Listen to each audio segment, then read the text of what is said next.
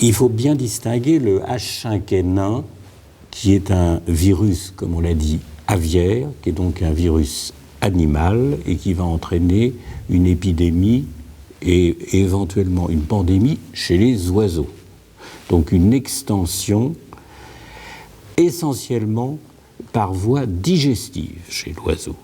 Les oiseaux se contaminent les uns les autres à partir de leur fiente, en absorbant par leur tube digestif essentiellement le virus, et d'ailleurs en créant des lésions chez l'oiseau, essentiellement au niveau du tube digestif, en même temps qu'il apparaît d'autres lésions au niveau du système respiratoire, au niveau du système nerveux, un état qu'on peut qualifier de septicémique qui aboutit à la mort très rapide des oiseaux qui en sont atteints. Alors, il y a très régulièrement des épidémies chez les oiseaux à partir de virus aviaires, que ce soit le H5 ou que ce soit des H7. On a vu circuler un certain nombre de virus. Et selon l'agressivité de ces souches virales, il y a plus ou moins d'oiseaux infectés, plus ou moins d'oiseaux qui en meurent, en sachant qu'il y a des différences aussi de sensibilité de ces espèces d'oiseaux vis-à-vis du virus. Entre une mouette d'un côté et un pigeon de l'autre, il y a des différences de sensibilité. Entre un canard et un poulet, il y a une différence également dans le risque de voir la sévérité de l'expression de la grippe chez ces animaux. Alors pourquoi il y en a qui restent chez les oiseaux et d'autres qui arrivent à passer chez l'homme? Alors pour le moment, à partir de ce phénomène aviaire, de façon, je dirais, accidentelle, l'homme peut attraper le virus aviaire, mais uniquement au contact extrêmement proche avec des oiseaux qui sont malades. Ce sont des hommes qui s'occupent d'oiseaux malades et qui, au contact des plumes et surtout des fientes, vont se contaminer eux-mêmes parce qu'il n'y a pas de précaution, ils ne portent pas de masque, ils n'utilisent pas de gants. Et ces hommes qui sont là pour ou alimenter les volailles ou les tuer, les plumer, etc., vont pouvoir absorber une quantité importante de virus aviaires. Et si vous voulez, d'une certaine façon, il y a un franchissement de la barrière qui, normalement, ne devrait pas se faire. D'accord. Alors, justement, la grande crainte, c'est que le virus aviaire ne devienne capable d'agresser vraiment l'homme, de s'adapter à l'homme, de s'adapter aux récepteurs de l'homme, et à ce moment-là, de permettre une transmission qui soit interhumaine d'un homme à un autre. Alors, comment ça se passe, comment un virus mute?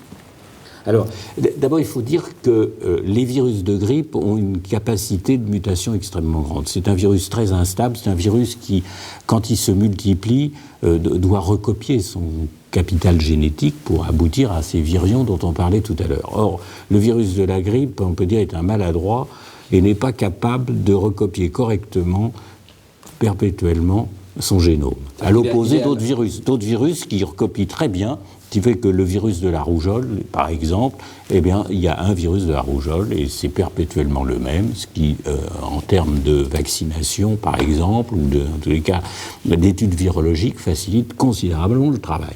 En revanche, pour le virus de la grippe, c'est pas ça, il se trompe tout le temps, et à force de se tromper, eh bien, il va aboutir à des constitutions de ce qu'on appelle des mutants.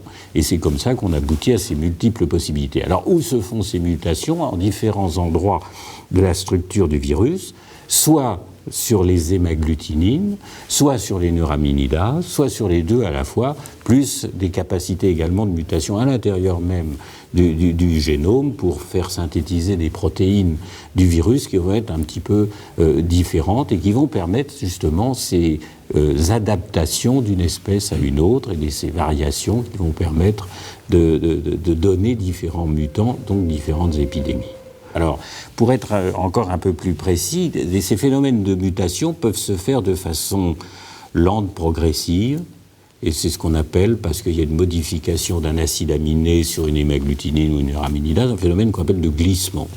Un virus qui est proche et qui va pouvoir s'étendre et provoquer une petite épidémie parce que justement la population qui en est atteinte le connaît mal, le système immunitaire reconnaît un virus assez proche, mais pas tout à fait celui-là. Et puis de temps en temps, il y a une mutation beaucoup plus importante qui se fait, donc la création d'un nouveau virus, quasiment, un nouveau virus de grippe, qui est ce qu'on appelle une cassure, et cette cassure aboutit alors à ce mutant que la population ne connaît pas, que l'homme ne reconnaît pas, que le système immunitaire n'a jamais vu, et à ce moment-là, on a un risque d'épidémie majeure, et donc éventuellement de pandémie.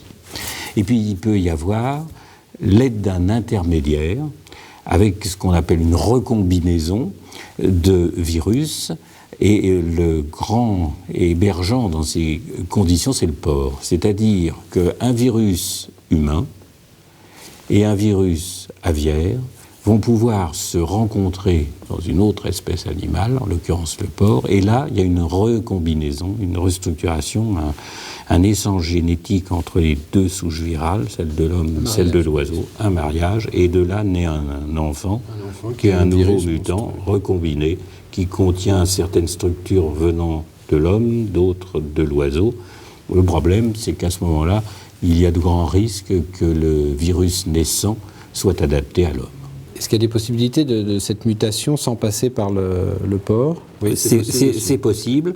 Et d'ailleurs, c'est ce qui s'est sans doute passé lors de la pandémie de 1918, où le virus était un virus H1N1 aviaire, et il est passé de l'oiseau directement à l'homme, semble-t-il, et c'est un petit peu ce que l'on redoute avec le H5N1, qui a un certain nombre de communautés structurales avec le H1N1 de 1918.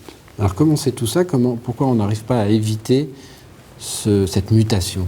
On ne peut pas bloquer cette mutation. C'est-à-dire que probablement les mutations surviennent plus ou moins au hasard par une enzyme qui se trompe en permanence, comme le disait François Bricaire tout à l'heure.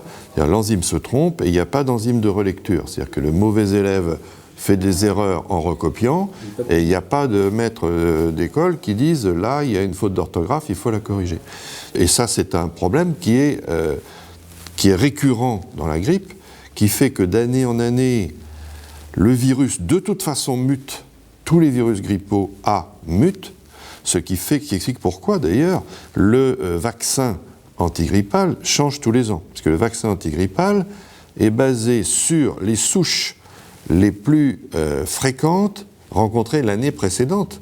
Mais ce qui veut dire que lorsqu'on fabrique le vaccin antigrippal, il est excellent pour la grippe de l'année précédente, mais pas pour la grippe de l'année qui vient, puisque par nature, il va y avoir des changements.